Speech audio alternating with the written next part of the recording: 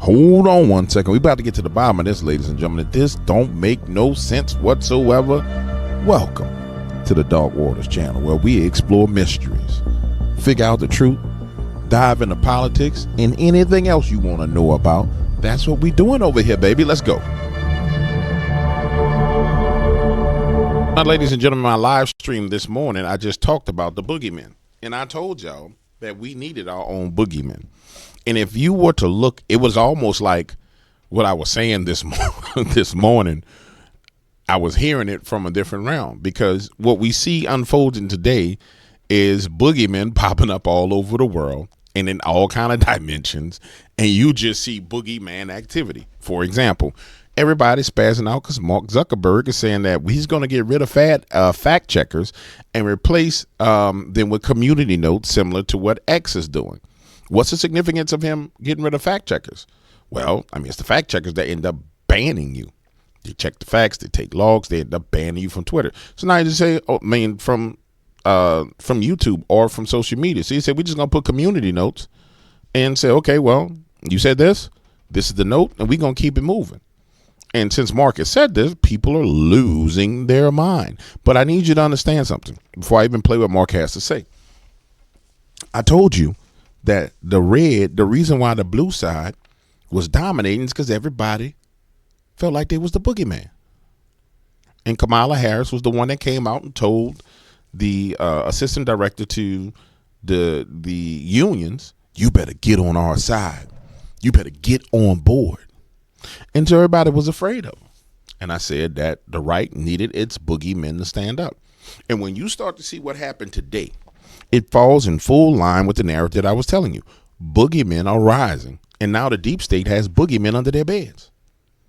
And they don't know how to dance with the boogeyman, because they've always been the boogeyman. And it's all over the news. So let's just start with Mark Zuckerberg, right? Here's Mark. Let's see what Mark has to say. We're going to get back to our roots and focus on reducing mistakes, simplifying our policies, and restoring free expression on our platforms. More specifically, we're going to get rid of fact checkers and replace them with community notes similar to X, starting in the US. We're going to get back to our roots. So Mark Zuckerberg is basically saying, hey, deep state, DARPA, everybody that helped me get started, I'm going back to we just going to be a platform. But why? Somebody may say, why is this? It's because Donald Trump done had a conversation with these people. He said, you can't be a publisher and curate at the same time. You got to be either or. So if not, we're going to remove the protection from you. They know he's willing to move the protection, which opens them to liability. And I'm hoping that YouTube fights Donald Trump, because I got a bunch of lawsuits on YouTube that I can put in place. And I have the impetus for the lawsuits. It's just that YouTube has the protection right now. So if YouTube says that, if the rules change, I'm going to give me some bread out of YouTube. I'm telling you right now. Because they done let some stuff stay on their platform about me. That's just ridiculous. They let it be uploaded. That was just ridiculous. I still got the copies of all of it. You know what I'm saying? But the person don't have no bread, so hitting him ain't worth no money. But they can damn sure lead me to the promised land. And so you see Mark make change in course. I anticipate that everybody going to change course. It would be foolish for them not to change course. And I said this is what happens when you got a boogeyman. Watch this. Here's Donald Trump being the boogeyman that we hired him to be. Be the boogeyman, Don. Of Mexico. We're going to be changing the name of the Gulf of Mexico to the Gulf of America, which has a beautiful ring that covers. Being the boogeyman. Being the boogeyman that he's supposed to be. And you got to understand, I've said this for a long time. The left is vicious, they're violent, they're mean. And it's been that viciousness, that violence, and that mean attitude, like the mean girl attitude, that brought everybody into fear. And for somebody who would contend with me and say, well, they're not vicious, they're not violent. Well, what was Antifa? You know what I'm saying? What the hell was that? You know what I'm saying? Well, that was a whole bunch of violence. I mean, it's the truth. And the only way you deal with people like that is you got to drop the hammer on them. And so here comes the hammer. And I just think it's hilarious, me personally. We're going to be changing the name of the Gulf of Mexico to the Gulf of America, which has a beautiful ring that covers a lot of territory. The Gulf of America, what a beautiful name. And it's appropriate. And it sends a message to Mexico as well. You got to understand, he's coming into the office. He's sending a message to Mexico saying, hey, you know, you guys let all these people in across our border and we had an agreement. And what it's saying is, no. This is all shit. If you really think about what he's saying to the president of Mexico, you think I'm playing with you. I'm changing it to the Gulf of America. That's mine. It's not shared. There's no dispute over who it belongs to. You see what I'm saying? The same thing with him sending his son to Greenland. The man done came out and he going left right now. And I can't wait. I want to see I can't wait to get to see what like the pundits in the news saying. I mean, MSNBC, MSN got to be, MSM, the mainstream media has to be losing their damn mind right now. It's appropriate. We're going to be Here's Donald again going ham. To Greenland and the Panama Canal, so forth. Can you assure the world that as you try to get control of these areas, you are not going to use military or economic coercion? No. And can you tell us a little bit about what your Oh my goodness. plan is? Are you going to negotiate a new treaty? Are you going to ask the Canadians to hold a vote? What is the strategy? I can't assure you. You're talking about Panama and Greenland. No, I can't assure you on either of those two. But I can say this. We need them for economic security. The Panama Canal was built for our military. I'm not going to commit to that now. It might be that. Oh my goodness. I love the bullying. I'm telling you, you need boogeymen. You need 100% boogeymen to deal with what's going on right now. You absolutely need it. I mean, across the board, and that's what we're seeing. This is what we're seeing. We're approaching the dawn of America's golden age. It's going to be a golden age for America. We have things that nobody else has. We have more natural resources. We have, number one, nobody knew that until I came along. I made us number one. We were number three. I made us number one in a very short period of time in drilling. And, you know, you can talk about windmills. They litter our country. They're littered all over our country like dropping paper, like dropping garbage in a field. And that's what happens to them because in a period of time they turn to garbage. Most expensive energy ever. They only work if you get subsidy. The only people that want them are the people that are getting rich off windmills, getting massive subsidies from the U.S. government. And it's the most expensive energy there is. It's many, many times more expensive than clean natural gas. So we're going to try and have a policy where no windmills are being built. You know, off the coast of New Jersey, they want to build like 200 windmills. The people are going crazy. Nobody wants them, and they're very expensive. They don't work without subsidy. You don't want energy that needs subsidy. Energy is a good business. You don't need subsidy. But when you build these massive towers, and they're 25 stories tall, 40 stories. They have one 70 stories tall. The blades, they take 3 ships to ship them. It's crazy. They're dangerous. You see what's happening up in the Massachusetts area with the whales, where they had 2 whales wash ashore in, I think, a 17-year period. And now they had 14 this season. The windmills are driving the whales crazy, obviously. And they had actually over, I think, 125 or something over a number of years. And we don't want that to happen. It's a disaster it's amazing the way a true environmentalist would say, oh, we love wind. It sounds good, but that's about where it ends. You know, after 10 years, you have to redo them.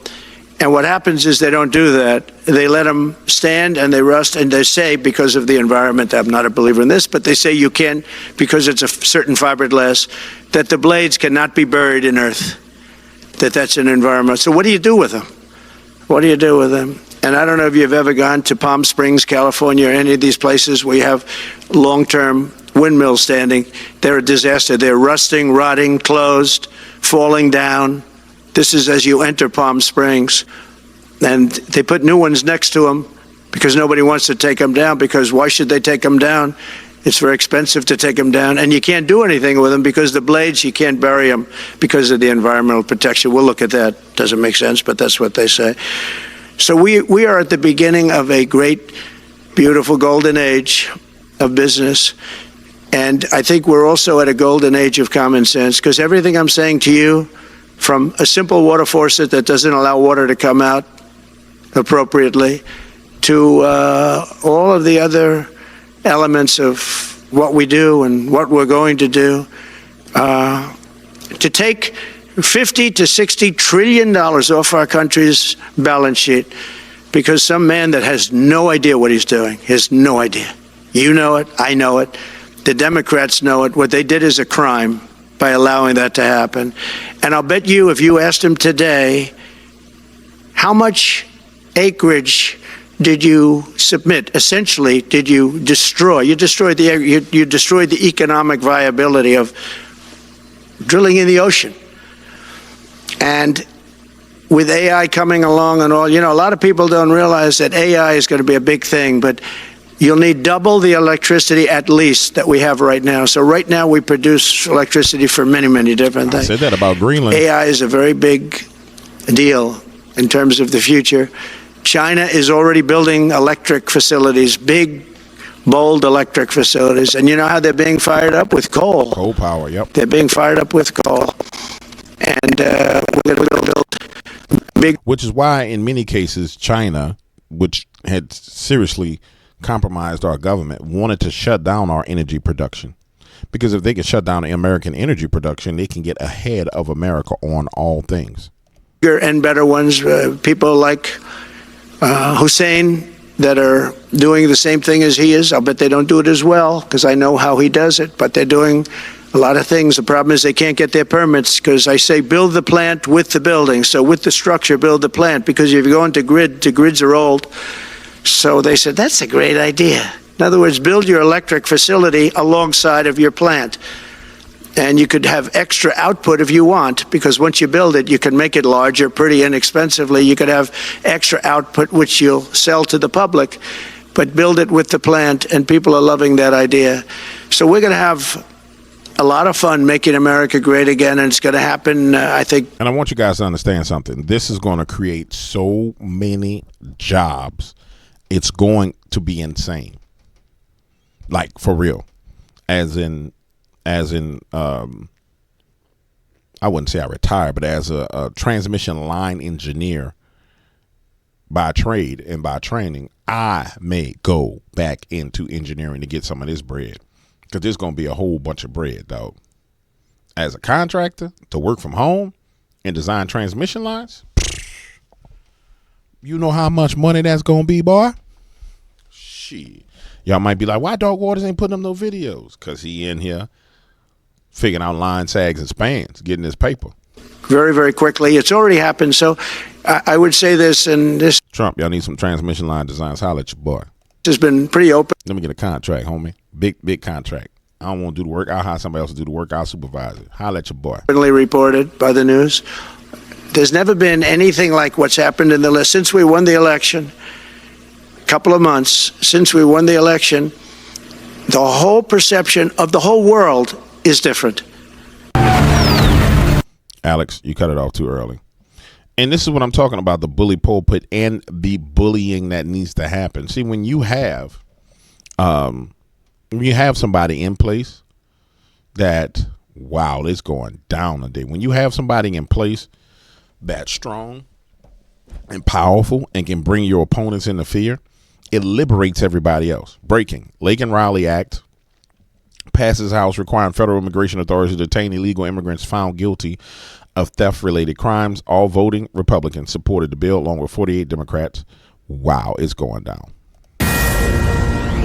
The House has just passed the Laken-Riley Act. This was a bill, of course, that was named after the nursing student who was killed by an illegal immigrant while jogging on a trail at the University of Georgia's campus. Let's get to Chad Pergram. He's got the very latest on that for us live from the Hill. Hi, Chad. Sandra, good afternoon. Well, this is the first legislative action by the Republican House of Representatives. They just passed the Laken-Riley Act, as you alluded to. The vote on the House floor, 264 to 159. There were 48 Democrats who voted yes. When they passed this bill in March of last year, there were 37 Democratic yeas, so this goes up a little bit. This bill would mandate detention for illegal immigrants arrested for minor crimes. We do expect this to go to the Senate. There's bipartisan support for this in the Senate. John Fetterman, the Democrat from Pennsylvania, he has signed on to this bill as well in the past hour. Let me tell you something. This bill is going to pass because if not, the bully pulpit is in the hands of the boogeyman. So you can lay up here and say you're not going to support this bill. And then the world can come, the American people can come to the realization that you're putting their daughters, sons and daughters at risk, really specifically their daughters at risk. This bill is going to pass, no doubt about it. The issue with passing bills prior to this was purely because of who had the bully pulpit. And you got to understand the significance of that pulpit, the significance of the voice that speaks and everybody listens. That's why you're seeing all this shaking everywhere. So we've learned that Gary Peters, the Democratic senator from Michigan, who faces a challenging re-election bid in 2026, he has also signed on to this bill. Now, Republicans, they promised that they would crack down on the border. That was one of their big campaign promises last fall. And they're really trying to dare Democrats here to see if they learn their lesson from 2024. John Thune, the new Senate Majority Leader, he has said that he might have a test vote on this on Friday. Yeah. I mean, it's going down. Alex Cole. So let me keep track here. MAGA wants to buy or use the military to get the Panama Canal, Canada, Greenland, Great Britain. No new wars. We're broke. We can't afford all of this spending. Alex. Oh, hello, Alex. We can't afford the new spending because Joe Biden gave $500 million to the Amazon. Joe Biden gave $1.5 billion to, if I'm not mistaken, the Congo, someplace in Africa, Angola. Joe Biden just gave $1.5 billion to the Ukraine again, and billions of dollars to the Ukraine. So, excuse me, Mr. Cole.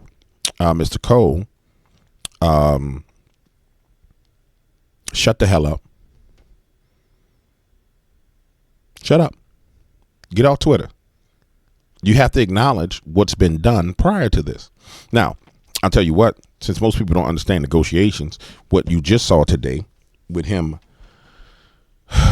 with Donald Trump blustering and saying things like the Gulf of Mexico will become the Gulf of America, what it is him letting people know that, look, I'm coming to the table to negotiate. You can get down or lay down. Point blank, period. Get down or lay down. He can use sanctions, like he said on Denmark, to make sure that Denmark negotiates. It's a lot of ways you can do it, unlike what Democrats have done, which is give billions and billions of dollars away that will be embezzled back into their own pockets. But you'll come to understand this later, Mr. Alex Cole. You understand, as you start to see people get arrested, I can see it coming down the pipeline. Hopefully, ladies and gentlemen, you can see it coming down the pipeline too. It's clearly obvious what's about to happen. It truly, truly is. I lost my train of thought. Let me get it back. I want to see the reaction to what Mark Zuckerberg has done. I'll be right back. And exactly as I predicted, the mainstream media would start to have a meltdown because they have lost grasp and control of the social media influence that they had via fear. And I want to be clear with you. It was all because of fear. Fear rules and reigns when there's no strong man around. Listen to what they have to say on CNN Business. Facebook announced it is getting rid of fact checkers and also making major changes to what content is allowed. This is just the latest move as Facebook's parent company Meta and founder Mark Zuckerberg work to very publicly win favor with Donald Trump. The recent elections also feel like a cultural tipping point towards once again prioritizing speech. So we're going to get back to our roots and focus on reducing mistakes, simplifying our policies, and restoring free expression on our platforms. More specifically, here's what we're going to do. First, we're going to get rid of fact checkers and replace them with community notes similar to X, starting in the US. We tried in good faith to address those concerns without becoming the arbiters of truth. But the fact checkers have just been too politically biased and have destroyed more trust than they've created, especially in the US. Wow. Getting rid of fact checkers. And Claire Duffy, you can see her right here, is here with us now. So what's going on here? Yeah, John, this is a major reversal. Let's not forget that the reason that Facebook and Meta introduced this third-party fact-checking system in the first place was because it was accused of allowing foreign actors to spread disinformation and discord around American. They were accused, not because they did. They were accused. It only supports what I was saying. They were bullied. Everybody was bullied. You got to understand, man, the whole entirety of the nation of America, both corporate America, traditional America, the damn spiritual aspects of America, from churches to mosques to damn synagogues, everybody was being bullied.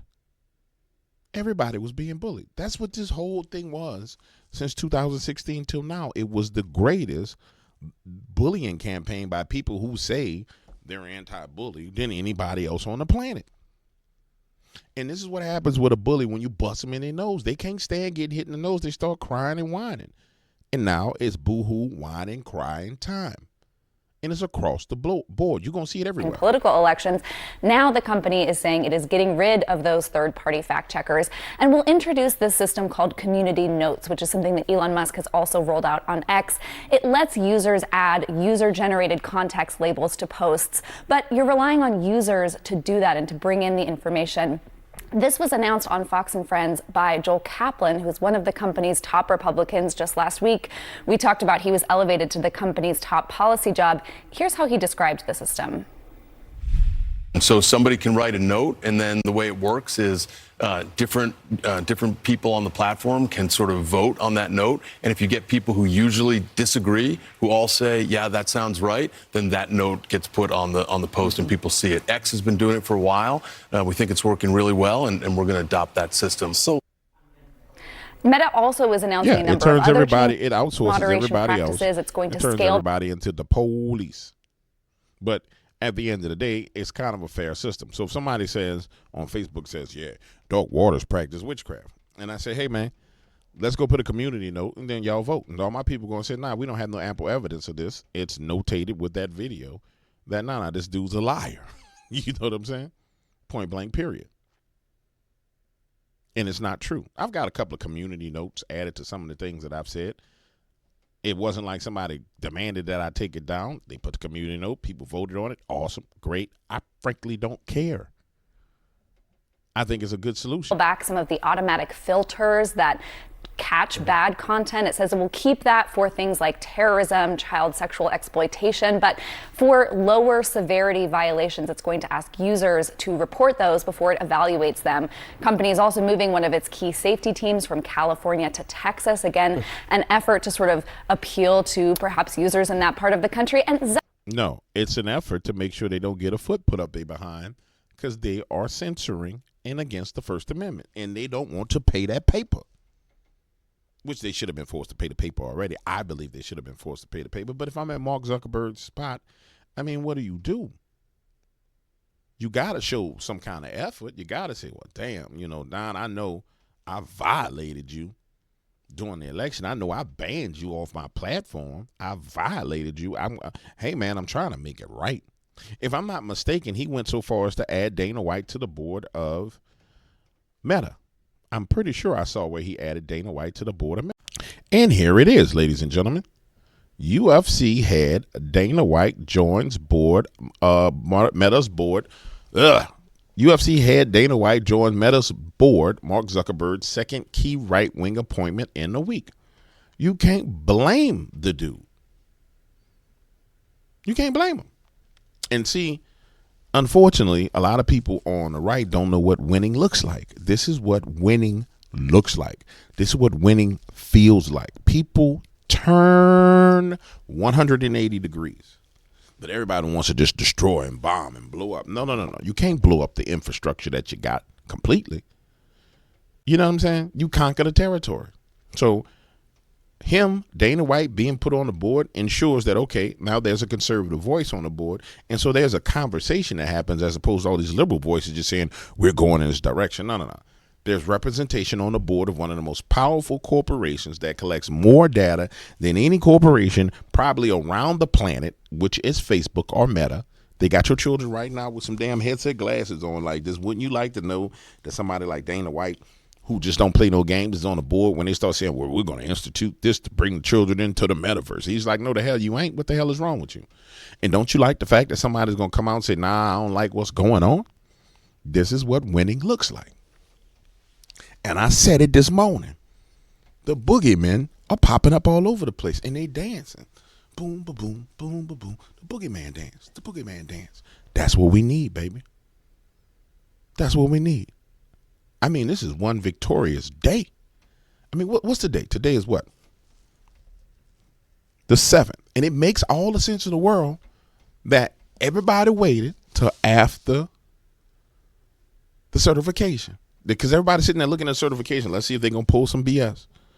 If you could think about it like this. If this type of stuff is happening after the day after the certification, what in Sam hell is about to pop off after the day of inauguration? Boy, what's coming down the pipeline? Outside of, pre-planned terrorist attacks, more drones flying through the sky, Satan saying, kill, kill, kill. We know that's coming, but what's coming on the good side? Y'all should be excited. You should be. What does it mean for you on Facebook? All y'all that was in Facebook jail, there is no more Facebook jail. Ain't no Facebook jail. There's no more Facebook prison. You see what I'm saying? Next, what comes is the left fleeing Facebook and saying they're going to some other platform. And then we'll see a spike in child pornography, pedophilia, and all that kind of stuff on those platforms like we saw the last time they all exited Twitter for a platform. Facts only. It's in the news.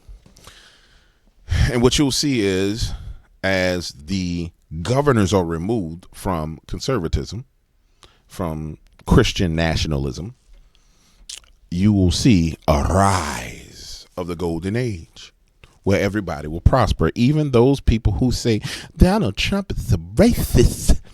When the gas prices go down and the food prices go down and the poisons come out of the food, they'll still be saying Donald Trump is a racist. Oh, he's such a racist, but the gas prices is low. Oh, he's a racist. He's such a racist, but I'm not sick anymore and I have all the medicine I need. Oh, he's a racist.